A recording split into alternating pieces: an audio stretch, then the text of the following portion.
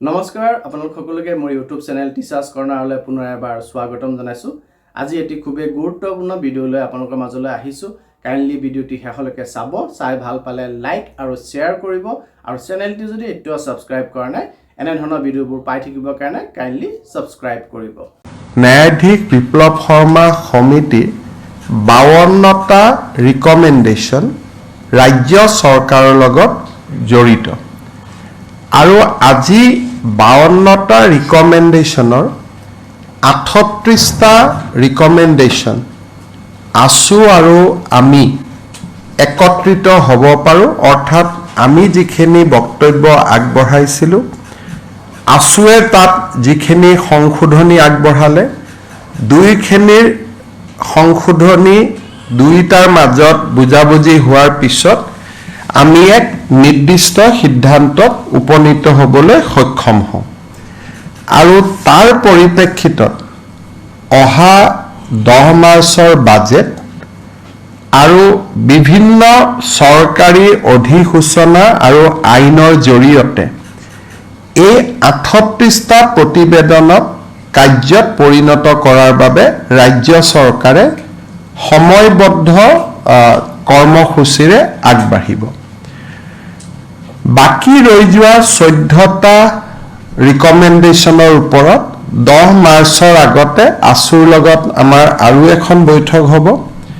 আৰু অসম বিধানসভাৰ অধিৱেশনৰ পৰিপ্ৰেক্ষিতত আমি বিধানসভাৰ অধিৱেশন সামৰণি পৰাৰ পিছত অৰ্থাৎ এপ্ৰিল মাহৰ প্ৰথম সপ্তাহত আছুৰ লগত তৃতীয়লানি বৈঠক কৰি আমি 52টা প্ৰতিবেদনেই আশা কৰিছোঁ যে আমি এটা সহমতৰ জৰিয়তে আমি ৰূপায়ণ কৰিবলৈ সক্ষম হ'ম। আজি যিকেইটা বিশেষ ব্যৱস্থাৰ ওপৰত আছু আৰু আমাৰ ঐক্যমত হ'ল তাৰ ওপৰত মই কেইটামান আপোনালোকক বক্তব্য ৰাখিব খুজিছোঁ। প্ৰথম, অসমৰ চৰকাৰী ভাষা সঞ্চালকালয় বিপ্লৱ শৰ্মা কমিটিয়ে ৰিকমেণ্ডেশ্যন কৰাৰ দৰে আমি এটা পূৰ্ণ পৰ্যায়ৰ ডাইৰেক্টৰেটলৈকে ৰূপান্তৰ কৰাৰ বাবে সিদ্ধান্ত গ্ৰহণ কৰিছোঁ। অহা 14 এপ্ৰিলৰ পৰা অসমত চৰকাৰী যি আইন আহিব, চৰকাৰী যি ৰুলছ আহিব, চৰকাৰী যি নটিফিকেশ্যন হ'ব, সেই নটিফিকেশ্যন ইংৰাজীৰ উপৰিও অসমীয়াতে এই নটিফিকেশ্যনবিলাক চৰকাৰে প্ৰকাশ কৰিব। বৰাক উপত্যকাত আমাৰ বৰাক উপত্যকাৰ এছ'চিয়েট লেংগুৱেজ বেংগলী ভাষাত আৰু বিটিআৰত ইংৰাজী আৰু অসমীয়াৰ উপৰিও বড়ো ভাষাতো এই নটিফিকেশ্যন বা এই সিদ্ধান্তসমূহ প্ৰকাশ কৰা হ'ব। এই ৰিকমেণ্ডেশ্যনতে আমি আগুৱাই গৈ অসমৰ চৰকাৰী শিক্ষানুষ্ঠানসমূহত আৰু বেচৰকাৰী শিক্ষানুষ্ঠানসমূহত বাধ্যতামূলকভাৱে ব্ৰহ্মপুত্ৰ উপত্যকাত অসমীয়া আৰু বিটিআৰত অসমীয়া অথবা বড়ো তেওঁলোকে বাধ্যতামূলকভাৱে পঢ়ুৱাব লাগিব এজ এ ছাবজেক্ট। মিডিয়াম ইংৰাজী হওক হিন্দী হওক, কিন্তু এজ এ ছাবজেক্ট অসমীয়া তেওঁলোকে পঢ়ুৱাব লাগিব ব্ৰহ্মপুত্ৰ ভেলীত। কিন্তু বিটিআৰত তেওঁলোকে অসমীয়াও পঢ়ুৱাব পাৰিব বা বড়ো ভাষাও পঢ়ুৱাব পাৰিব। বৰাক উপত্যকা আৰু হিলছৰ ক্ষেত্ৰত আজি আমি আলোচনা কৰা নাই আৰু সেই বিষয়ত আমাৰ কোনো সিদ্ধান্ত হোৱা নাই। ইয়াৰ পিছত অসমৰ পুৰণা যি আইন আছে, বিধি আছে, নটিফিকেশ্যন আছে, জাষ্টিছ বিপ্লৱ শৰ্মা কমিটিয়ে সেইসমূহ অসমীয়ালৈ ৰূপান্তৰ কৰাৰ বাবে এটা নিৰ্দেশ দিছিলে। আমি সেই দুইটা দায়িত্ব গুৱাহাটী বিশ্ববিদ্যালয়, ডিব্ৰুগড় বিশ্ববিদ্যালয়ত আৰু চৰকাৰে নিজা প্ৰচেষ্টাত তিনিওটা অনুষ্ঠানে লগ লাগি ইয়াক পৰ্যায়ক্ৰমে আমি অসমীয়ালৈ ৰূপান্তৰ কৰাৰ বাবে সিদ্ধান্ত লৈছোঁ আৰু ই বহুত হাজাৰ হাজাৰ পৃষ্ঠাৰ দস্তাবেজ হ'ব, মোৰ মতেদি লাখলৈকে যাব। গতিকে কৰবাত আৰ্টিফিচিয়েল ইণ্টেলিজেন্সো আমি ইউজ কৰিবলগীয়া হ'ব পাৰে। তৃতীয়তে, অসমৰ নিৰ্বাচিত ৰেভিনিউ ব্লকছত, সকলোতে নহয়, আছু আৰু ছাত্ৰ সন্থা আৰু আমাৰ মাজত বহি কিছু ব্লকছ আমি চিনাক্তকৰণ কৰিম, যি ব্লকসমূহ বা যি ব্লকত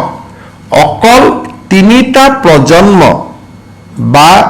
1951 চনৰ আগতে অসমলৈ অহা ব্যক্তিয়েহে মাটি কিনা বেচা কৰিব পাৰিব।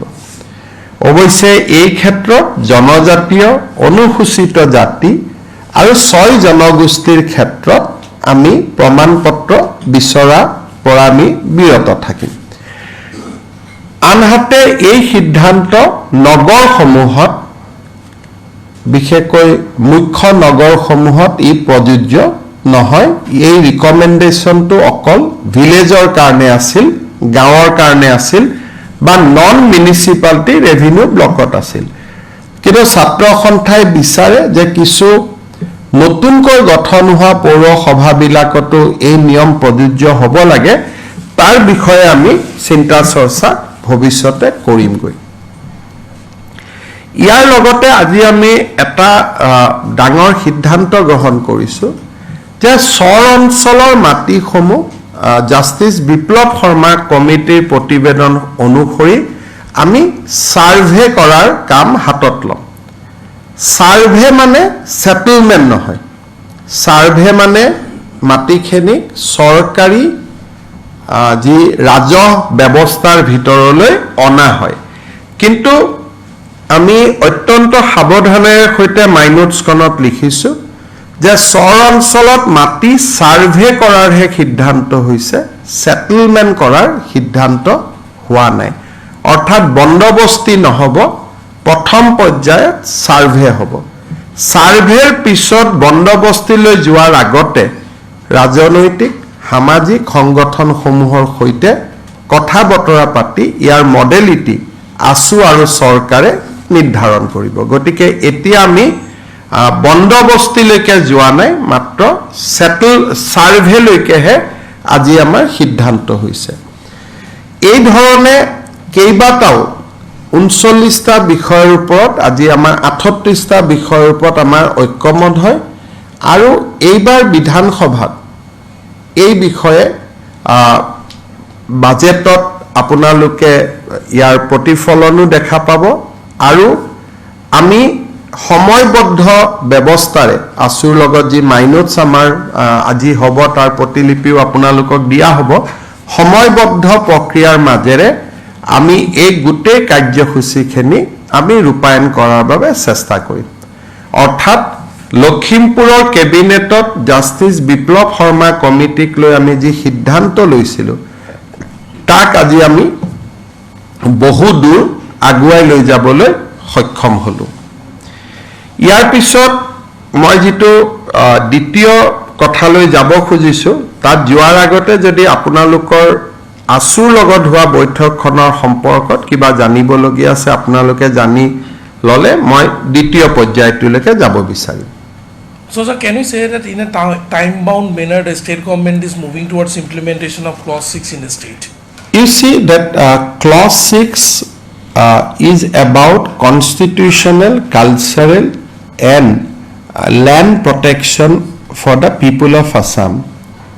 So, Justice Biplab Sharma committee has given recommendation. Certain recommendation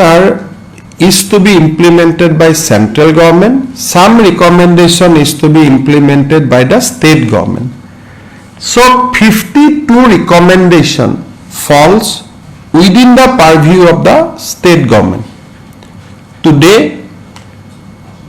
All Assam Students Union and Assam government has agreed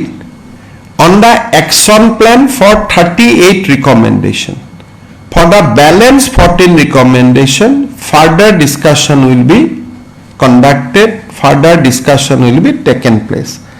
আজি আৰু এটা এই জাষ্টিস বিপ্লৱ শৰ্মা কমিটিৰ পৰিপ্ৰেক্ষিতত আৰু এটা সিদ্ধান্ত হৈছে যে অষ্টমমান শ্ৰেণীলৈ অসমৰ ছাত্ৰ ছাত্ৰীসকলক অসম বুৰঞ্জী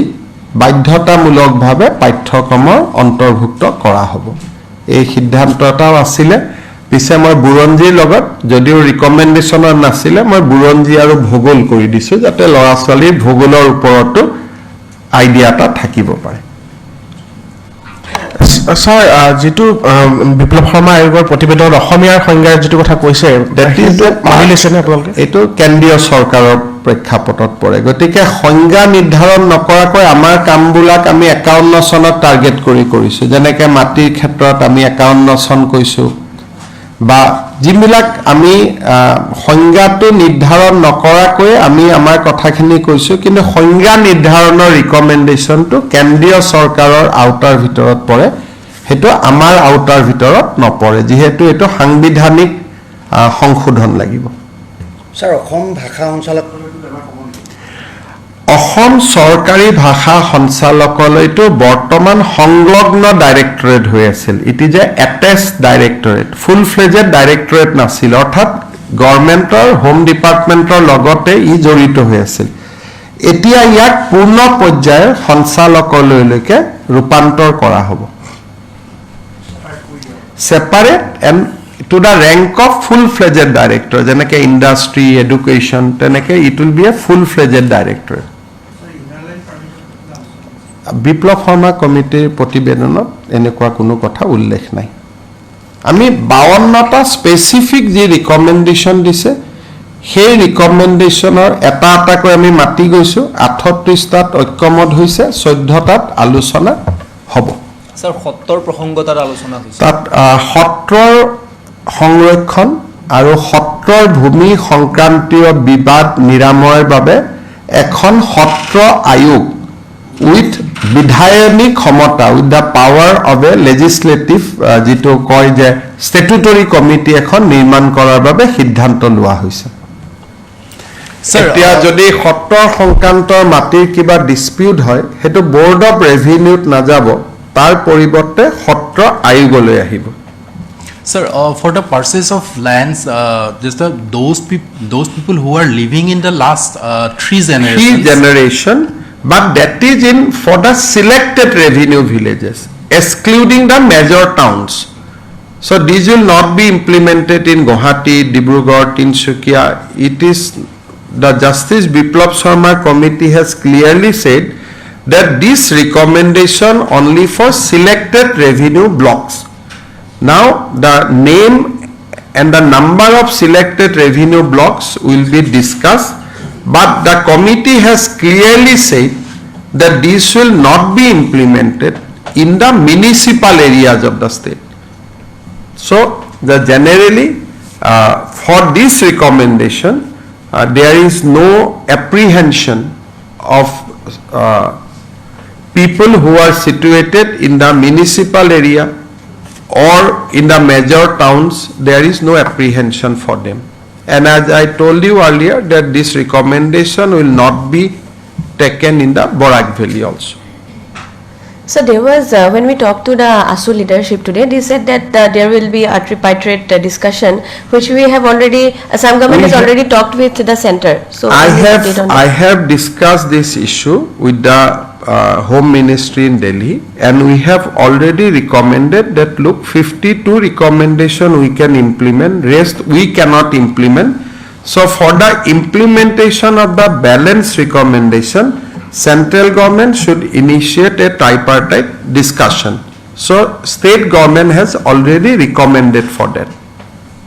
we have recommended tripartite discussion hobo আজি আমাৰ কেবিনেটত পিৱা অটোনমাস কাউন্সিলৰ সদস্যৰ সংখ্যা 36ৰ পৰা 42 লৈ কৰিবলৈ সিদ্ধান্ত গ্ৰহণ কৰা হয় কেবিনেটত মিচিং ৰাভা হাছং ঠেঙাল খনুৱাল দেউৰী আৰু বডো কছাৰী ওয়েলফেয়াৰ কাউন্সিলৰ ইলেকশ্যন সেপ্টেম্বৰ মাহত অনুষ্ঠিত কৰিবলৈ আৰু ৰাভা হাছঙৰ ইলেকশ্যন এপ্ৰিল মাহৰ ভিতৰত অনুষ্ঠিত কৰিবলৈ সিদ্ধান্ত গ্ৰহণ কৰা হয় আৰু যেতিয়ালৈকে কাউন্সিল কেইখন নহ'ব বৰ্তমান কাউন্সিলে নিৰ্বাচন নোহোৱালৈকে বৰ্তমান কাউন্সিলে যাতে ইয়াৰ কাৰ্যসূচী চলাই থাকে তাৰ বাবে সিদ্ধান্ত গ্ৰহণ কৰা হয় আয়ুৰ্বেদিক পোষ্ট গ্ৰেজুৱেট পাছ কৰা আৰু তাৰ পিছত চৰকাৰত কাম কৰি থকা ডক্টৰসকলক আমি 3টা এডভান্স ইনক্ৰিমেন্ট স্যালাৰি লগত দিবৰ কাৰণে আজি কেবিনেটে সিদ্ধান্ত গ্ৰহণ কৰে আজি আমাৰ কেবিনেটত নতুনকৈ গঠন হোৱা 3টা ডিপাৰ্টমেন্টৰ বাজেট হেড বনাবৰ বাবে সিদ্ধান্ত গ্ৰহণ কৰে Barak valley department directorate of department of innovation incubation and startup আৰু tea tribes and Adivasi welfare এতিয়াৰ পৰা 3টা স্বতন্ত্ৰ বিভাগ হ'ব আৰু স্বতন্ত্ৰ 3টা বিভাগৰে বাজেট থাকিব আজিৰ কেবিনেটত বড়োলেণ্ডত স্বামী বিবেকানন্দ ইউনিভাৰ্চিটি বুলি ব্যক্তিগত বিশ্ববিদ্যালয় এখনত মঞ্জুৰি দিয়া হয় আজি আমাৰ কেবিনেটত এটা অসমৰ বন বিভাগৰ বাবে এটা খুব ঐতিহাসিক সিদ্ধান্ত অসমৰ 7খন নেশ্যনেল পাৰ্ক হিচাপে চিখনা জহলাও নেশ্যনেল পাৰ্ক কোকৰাঝাৰত আমি কোকৰাঝাৰ আৰু চিৰাং জিলাত আমি অনুমোদন কৰোঁ 316 স্কয়াৰ কিলোমিটাৰ এই পাৰ্কখন ৰাইমনা পাৰ্ক আৰু মানস নেশ্যনেল পাৰ্কৰ মাজত হ'ব and this will be the 7th national parks of Assam so now we are second after Madhya Pradesh গতিকে ইয়াৰ আগতে মধ্য প্ৰদেশৰ 10খন নেশ্যনেল পাৰ্ক আছে আমি 7খন হম আৰু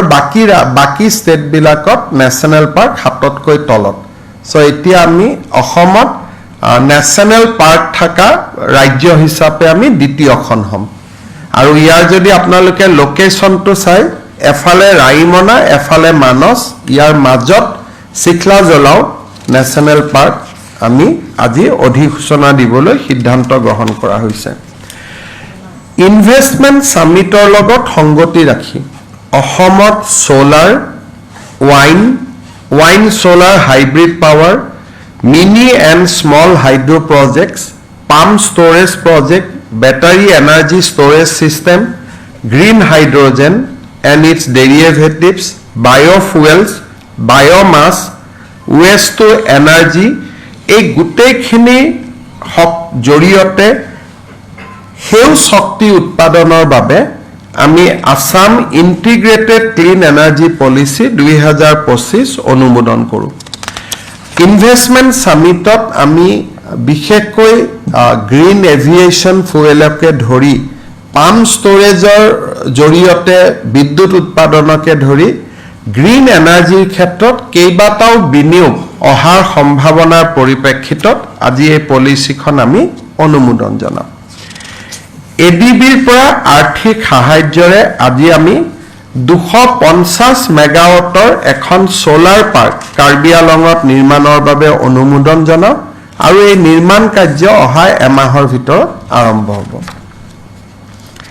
আজি কেবিনেটে সোনাপুৰ আৰু ডিমৰিয়াত আমাৰ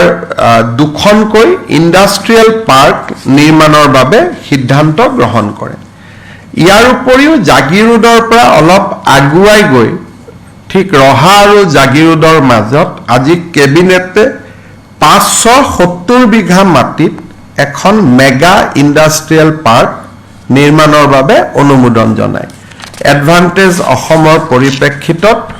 এই সিদ্ধান্তসমূহে আমাক যথেষ্ট সহায় কৰিব ৰাজ্য চৰকাৰে আজি বজালি গোৱালপাৰা বঙাইগাঁও আৰু ধুবুৰীত 4খনকৈ বিবেকানন্দ কেন্দ্ৰৰ বিদ্যালয় স্থাপনৰ বাবে ভূমি আবলটন আৰু ভূমিৰ প্ৰিমিয়ামত শিথিলকৰণৰ বাবে সিদ্ধান্ত গ্ৰহণ কৰে